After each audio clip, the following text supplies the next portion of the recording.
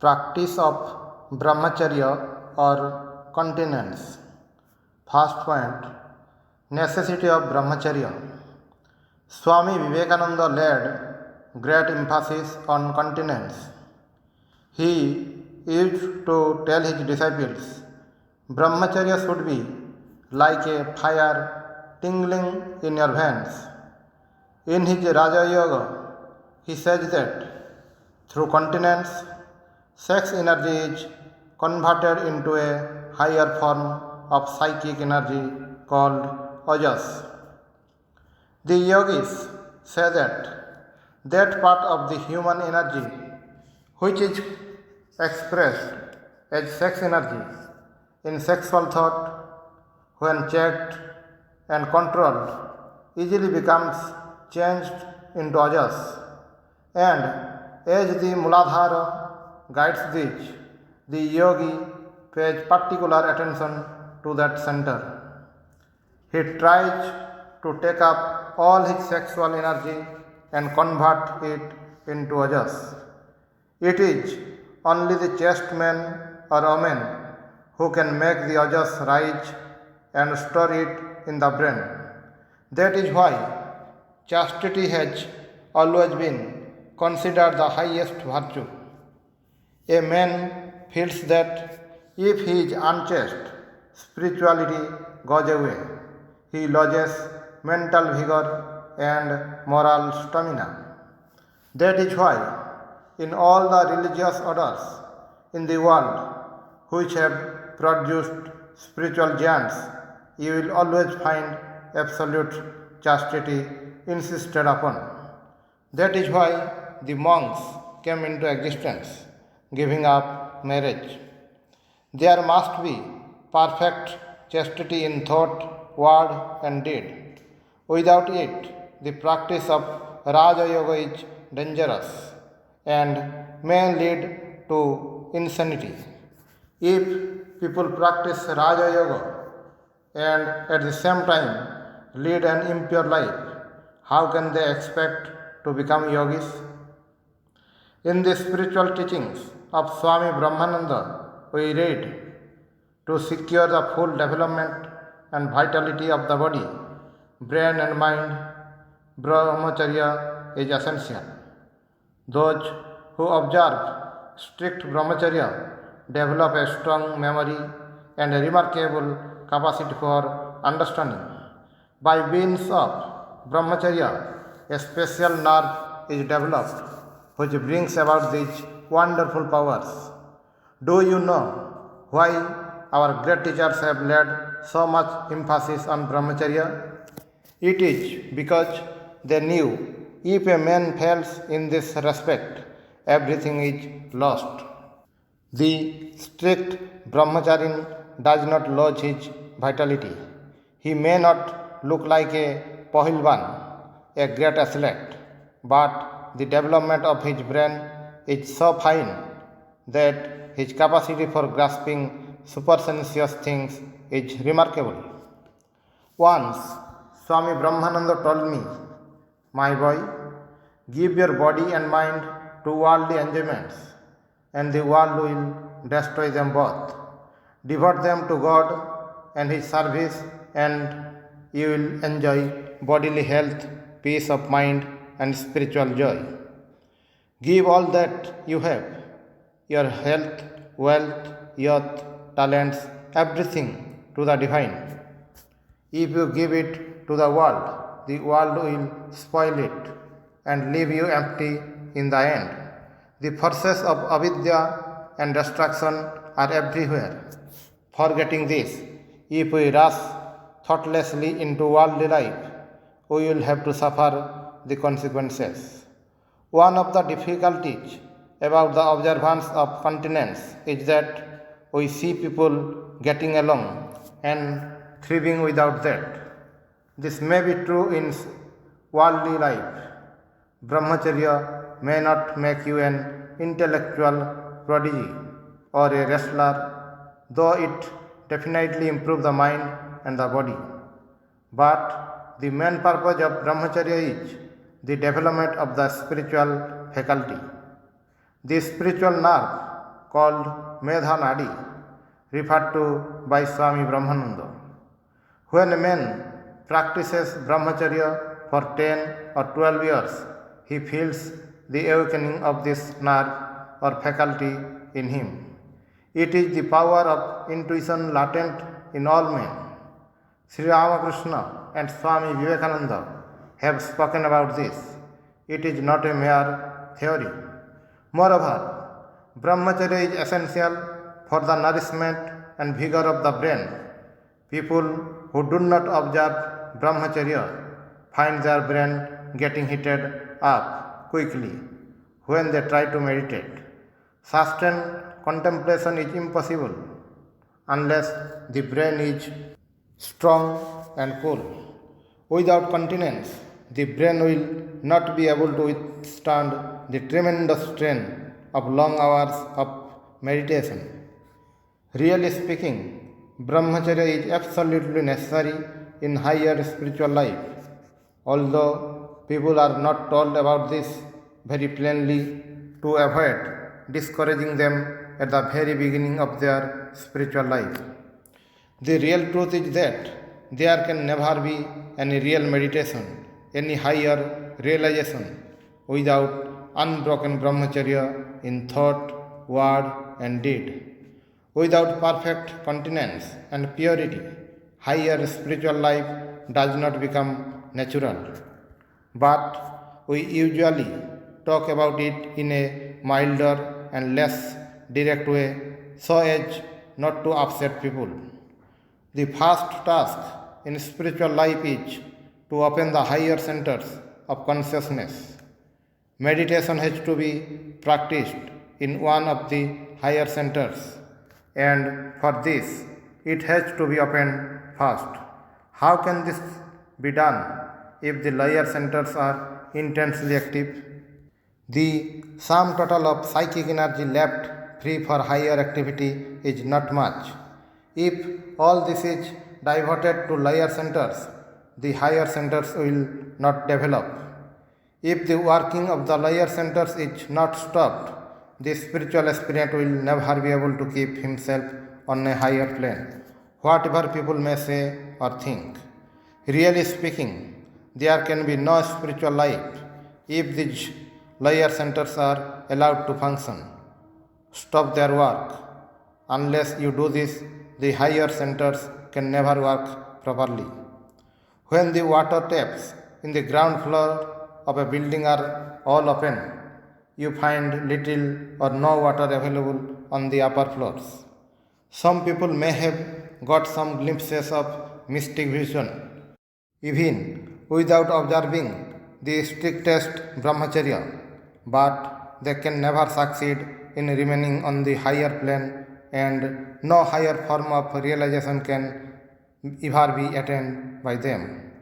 Brahmacharya is to be observed under all circumstances. If this aspirant wants to attain to any higher life and to any higher form of realization, there is no other way out.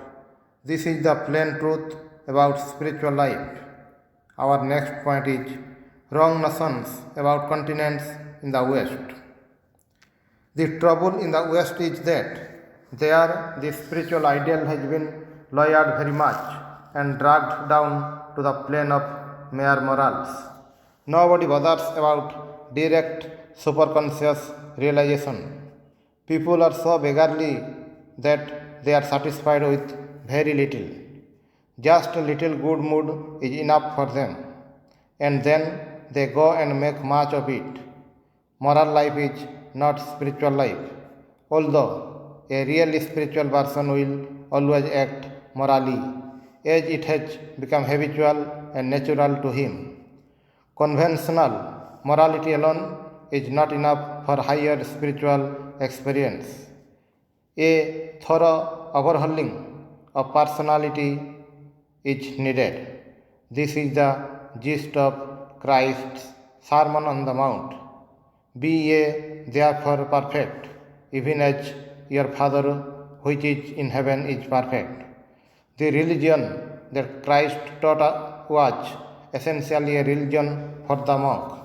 Something of the self-denial and discipline of the monastic way of life is essential for every spiritual aspirant.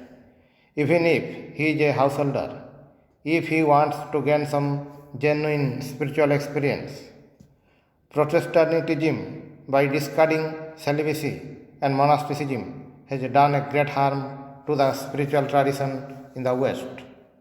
Modern psychologists have done a great service to humanity by their researches into the nature of the unconscious, dreams, motivation, complexes, repression, etc. But very many of them have in effect done an equal amount of harm by propagating the theory of free expression, though many eminent psychoanalysts have protested against this abuse of a noble science. The idea that suppression of sex is harmful has rapidly gained popularity in the West. The yoga psychology, on the contrary, believes that conscious suppression of sex with a spiritual aim is not only not harmful but also absolutely essential. Repression may be dangerous, but not yogic suppression followed by sublimation of the sex instinct through love of God and meditation. At first, this may lead to tension and conflicts, but then, is there any higher venture which does not cause some tension or struggle? The true and earnest spiritual aspirant soon overcomes all internal troubles and through divine grace reaches a higher plane where he is free from the conflicts of the lower planes. Nowadays, there is an attempt in the West to popularize Vedanta without stressing purity of mind. Many people in the West feel drawn to Advaita because of its loftiness and logical beauty. But intellectual appreciation alone is not enough.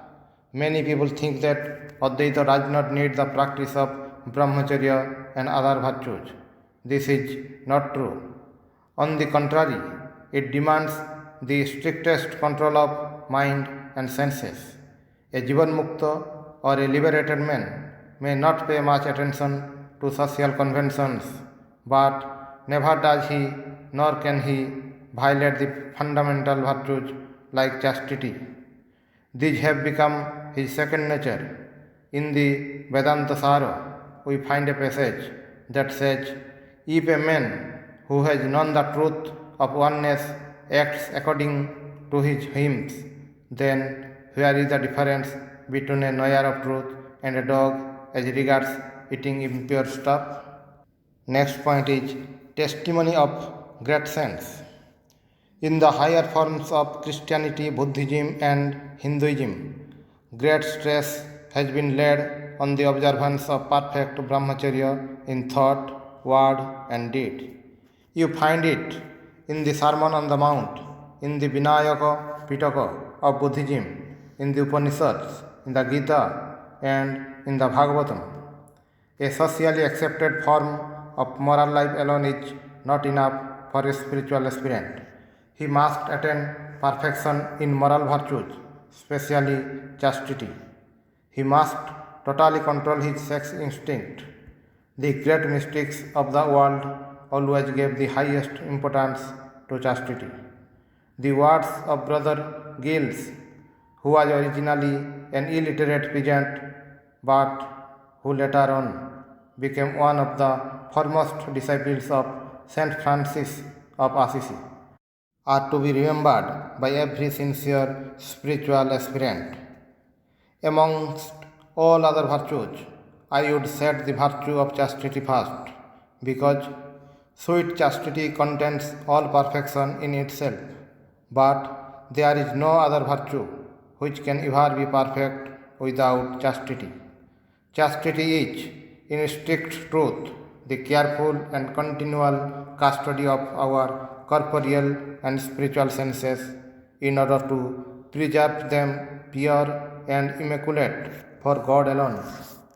Every vice troubles and obscures the fair glory of holy chastity, for it is like a bright mirror which is clouded and darkened, not only by contact with impure and defiling things, but by the mere breath of man. It is impossible for man to attain to any spiritual grace so long as he is inclined to carnal concupiscence, and therefore, whithersoever thou turn thyself, thou shalt never be able to attain to spiritual grace until thou canst master all the vices of the flesh.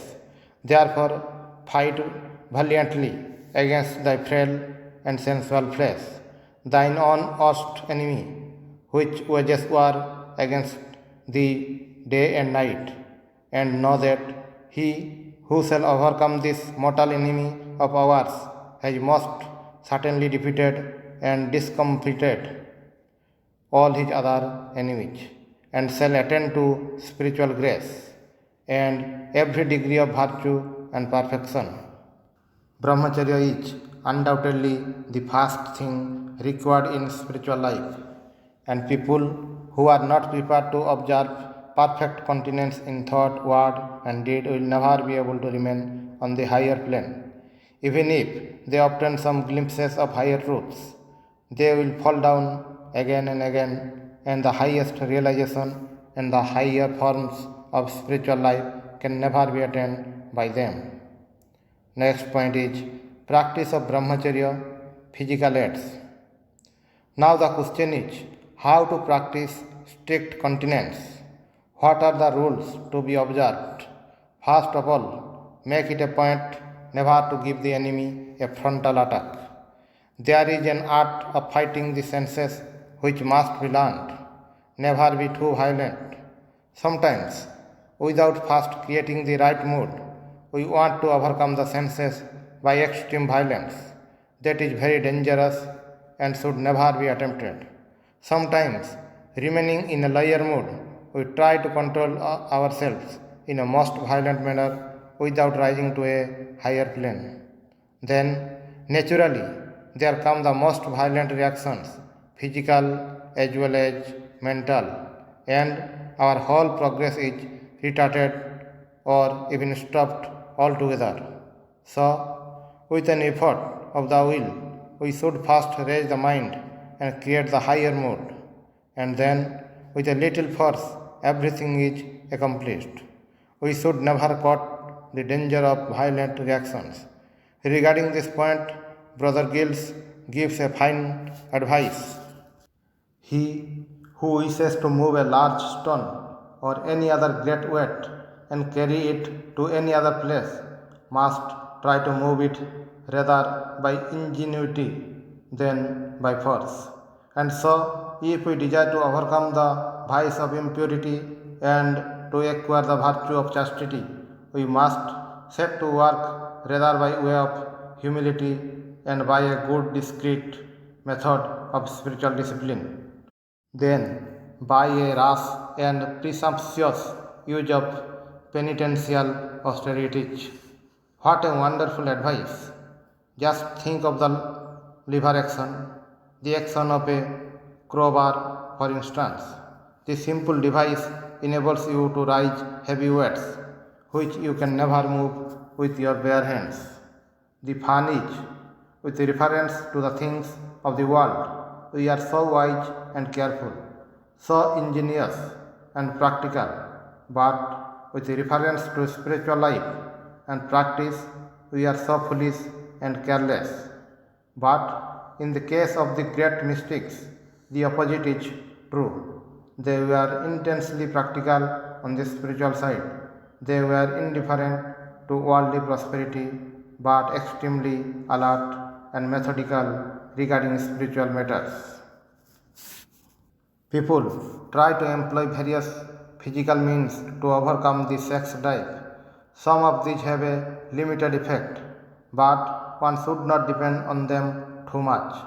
Swami Brahmananda says, there are certain rules which a brahmachari must observe. He must avoid exciting food, oversleeping, overexercise, laziness, bad company, and evil conversations. Some people try violent physical exercise Though this takes up the surplus energy, it is never the right method. Those who want to practice brahmacharya should see that they don't accumulate more energy in their body than they can handle. If they find more vital energy rising in them, they should reduce their food for a few days. There is a basic creative urge in all of us. If this is not sublimated and directed to higher channels, it tries to find expression in lower centers. Those beginners who find it impossible to think of God always, who cannot transmute all their energy into meditation, prayer, and worship of the Lord, should employ themselves in some creative work. Along with this, studies and deep thinking are also helpful. Always keep the higher centers active. Regulated breathing is a great help in keeping the mind calm. When the mind is restless, all sorts of emotions and impulses crop up.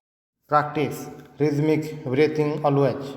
This will give you a sense of control over your entire body and will make your mind alert. But this does not mean pranayama, which is dangerous for the majority of aspirants to practice. Instead of that, just practice rhythmic breathing. One of the most important habits to be cultivated by all is cleanliness of body. Keep your body and clothes clean and pure. Bathing and washing should not be taken only as a ritual, as is often done in India. Physical cleanliness must be associated with mental cleanliness. The most important point is to attain purity of mind. Patanjali says, by the practice of purity, there arises aversion to one's own body and disgust for contact with other bodies. However, this should not degenerate into what psychologists call washing mania, which is a kind of mental disease. Commenting on the above sutra of Patanjali, Swami Vivekananda says, when there is a real purification of the body, external and internal, there arises neglect of the body, and the idea of keeping it nice vanishes. A face which others call most beautiful will appear to the yogi as merely animal, if there is not intelligence behind it. What the world calls a very common face, he regards as heavenly, if the spirit shines behind it. This thirst after body is the great bane of human life. So, the first sign of the establishment of purity is that you do not care to think you are a body. It is only when purity comes that we get rid of body idea. Holy company is a great help in the observance of chastity. Contact with pure-hearted people who themselves have observed strict continence has a profound influence on struggling aspirants. But in order to profit by this contact, the aspirant should avoid the company of immoral people. Nothing is perhaps more harmful for the maintenance of brahmacharya than the company of bad elements. Om Santi Santi Santi Hari Om Tat Sat.